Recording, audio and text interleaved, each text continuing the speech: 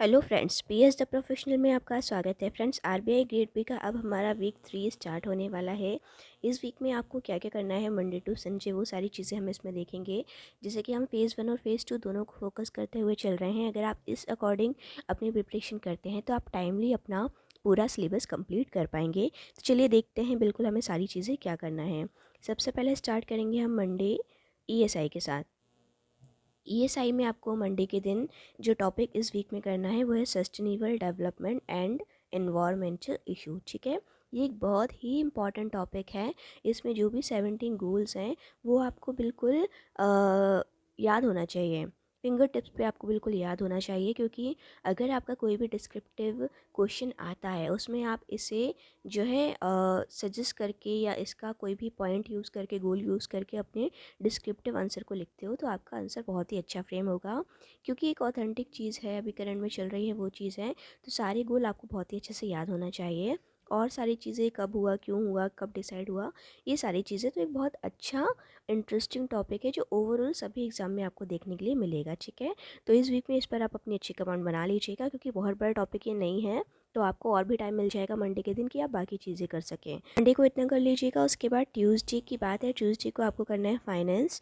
Finance में जो इस वीक में टॉपिक आपको करना है वो है फाइनेंशियल इंस्टीट्यूशंस, जिसमें सिडबी, एक्जिम, नाबार्ड, एनएचबी, जो भी अदर ऑर्गेनाइजेशन है इसके अलावा भी आपको कोई इंपॉर्टेंट लगता है तो वो आपको यहाँ पर कवर करना है। क्योंकि ये भी एक पहले से चला आ रहा टॉपिक है जनरली, जिसके बारे में हम सुनते हैं। तो आपको बहुत ज़्यादा तो टाइम इसको नहीं देना पड़ेगा, लेकिन हाँ थोड़ा टाइम देके आपको जो बेसिक चीज़ें इसमें करनी है वो ये हैं कि इसकी स्थापना कब हुई, किसके द्वारा हुई, कोई कमेटी के अंतर्गत हुई थी क्या, ये क्या वर्क करते हैं, इनके फंक्शन क्या हैं। क्योंकि अभी 2021 में डायरेक्ट क्वेश्चन देखने को मिला था जिसमें ये जैसे कुछ लिखे थे, एनएचबी हुआ, एग्जिम सेट भी, और इस पे शॉर्ट नोट आया था। तो इस टाइप के भी क्वेश्चन एग्जाम में देखने को मिल सकते हैं। ऑब्जेक्टिव तो आता ही है, डिस्क्रिप्टिव में भी अगर आ जाता है तो आपको नॉर्मल चीज़ें इसके बारे में पता होना चाहिए। ठीक है, तो ये डायरेक्ट आया हुआ क्वेश्चन है। इस टाइप की चीज़ों पे इसलिए आपको बहुत ज़्यादा फोकस करना है, रिपीट हो सकते हैं कभी भी। ठीक है, तो फाइनेंस में इस वीक में आप ये कर लीजिएगा। इसके बाद हम बात करते हैं वेडनेसडे की। वेडनेसडे में आपको मैनेजमेंट करना है। मैनेजमेंट क्योंकि हम फर्स्ट क्वार्टर में काफ़ी कर चुके हैं, इसलिए यहाँ पर केवल आपको रिवीजन करना है। रिवीजन के लिए जो हमने टॉपिक लिया है इसलिए थोड़ा बड़ा हम लेते हैं। आपको देखना है मीनिंग एंड कॉन्सेप्ट किसका, ऑर्गेनाइजेशनल बिहेवियर का। पर्सनालिटी को साथ में कंप्लीट करना है। मीनिंग देखना है उसका। फैक्टर्स अफेक्टिंग पर्सनालिटी एक पूरा टॉपिक है। Big 5 model of personality. Personality के अंदर ये दो चीज़ें बहुत इंपॉर्टेंट है, इन्हें आप देख लीजिएगा। कॉन्सेप्ट ऑफ री थ्योरी है एक, ये देख लीजिएगा। परसेप्शन को समझना है, कॉन्सेप्ट और उसकी परसेप्चुअल एरर क्या होती है। ठीक है, क्योंकि हम पहले क्वार्टर में लेते हुए चल रहे हैं इसलिए इसको थोड़ा बड़ा लेके चल रहे हैं कि जिन्होंने पढ़ा है उन्हें केवल रिवाइज़ करना है। जिन्होंने नहीं पढ़ा है वो भी एक दिन में इसे आराम से कंप्लीट कर सकते हैं। नोट्स तो ज़रूर बना ही लीजिएगा ताकि आप उसे बाद में अच्छे से रिवाइज़ कर सकें। ठीक है, मैनेजमेंट में इतना करने के बाद यहाँ पर वेडनेसडे के दिन आपको थर्सडे के दिन क्यूआरई को फोकस करना है। ठीक है, क्योंकि ये फ़ेज़ 2 को हमने पहले किया। उसके बाद फ़ेज़ 1 भी बहुत ज़रूरी है, क्योंकि आपका फ़ेज़ 1 निकलेगा तभी आप फ़ेज़ 2 पर पहुंच पाएंगे। तो फ़ेज़ 1 में आपको यहाँ पर देखिए क्या करना है, अब क्यूआरई को हमें लेके चलना है। क्योंकि क्यूआरई को हमने पूरे फर्स्ट क्वार्टर में फोकस किया था, इसलिए इस जो क्वार्टर में, सेकेंड क्वार्टर हमारी प्रिपरेशन चल रही है, हम केवल रिवीजन को फोकस कर रहे हैं। ठीक है, और ये ऐसे टॉपिक्स है जनरली सबको आती हैं, आपको केवल इन्हें रिवाइज़ करना है। तो आपको थर्सडे के दिन क्या करना है, एक मॉक टेस्ट आप दीजिएगा 1 आवर का, कोई भी प्री एग्ज़ाम का। इससे क्या होगा कि आपकी प्रैक्टिस बनी रहेगी। ठीक है, ये करने के बाद फिर उसको एनालाइज़ करिएगा। एनालाइज़ करने में जो क्वेश्चन नहीं बन रहा उसे सॉल्व करने की कोशिश करिएगा। और इसके बाद अगर फिर आपको टाइम मिलता है तब आपको एजेस को यहाँ पर रिवाइज़ कर लेना है। मैथ्स में, रीजनिंग में आपको स्लग्स को रिवाइज़ करना है, और इंग्लिश में आपको एक्टिव एंड पैसिव वॉइस, इसे आप अच्छे से देख लीजिएगा। ठीक है, ये आपका क्यूआरई में होता चलेगा तो आपकी क्यूआरई की भी अच्छी प्रिपरेशन होती रहेगी। इसके बाद फ्राइडे के दिन क्योंकि हम इंग्लिश डिस्क्रिप्टिव को फोकस करते हैं तो आपको मेनली क्या करना है कि आरबीआई की वेबसाइट को विज़िट करना है, क्योंकि ये एक ओवरऑल हमारे लिए बहुत ज़रूरी चीज़ है। इसको विज़िट करने के बाद आपको आरबीआई बुलेटिन्स भी देखना है, करंट अफेयर का पार्ट हो जाएगा आपके लिए। इन्हें रीड करने के बाद आप इन्हीं में से कोई एक टॉपिक लीजिए, उसे लिखने का ट्राई कीजिए।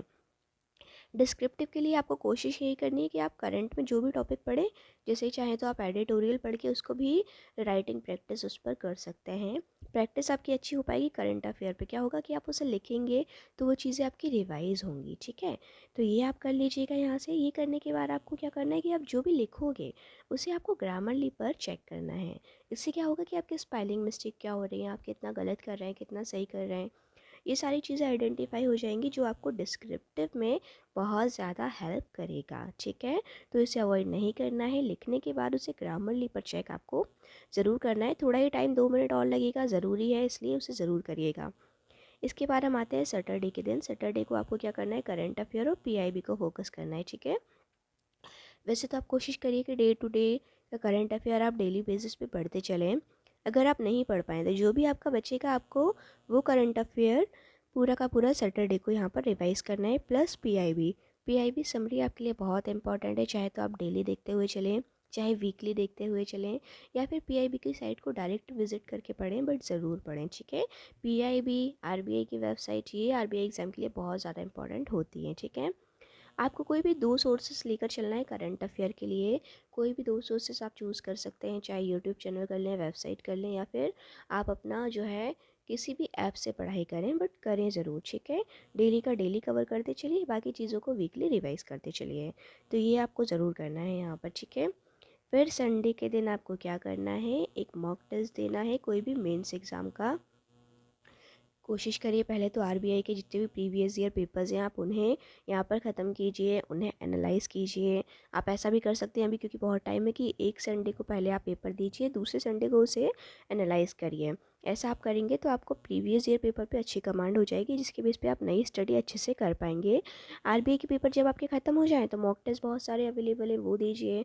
अदरवाइज़ आप एसबीआई पीओ, आईबीपीएस पीओ, ये एग्ज़ाम भी दे सकते हैं मेंस के। इससे आपको क्यूआरई वगैरह पे अच्छा फोकस आपका हो जाएगा, कमांड हो जाएगी, ठीक है। मॉक टेस्ट को संडे के दिन आप ज़रूर रखिएगा। इसके अलावा क्या करना है आपको, कि जितनी भी चीज़ें आपने पूरे वीक में पढ़ी हैं उसके नोट्स आप ज़रूर बनाइए, और नोट्स को एक बार संडे के दिन रिवाइज़ करिए। यदि कोई चीज़ का आप नोट्स नहीं बना पाए हैं पर्टिकुलर डे पे, काफ़ी सारे यहाँ वर्किंग होंगे, नहीं टाइम मिलता है, मैं मानती हूँ यहाँ पर, तो संडे के दिन आप कोशिश कीजिए कि उससे रिलेटेड शॉर्ट नोट्स बना लीजिए।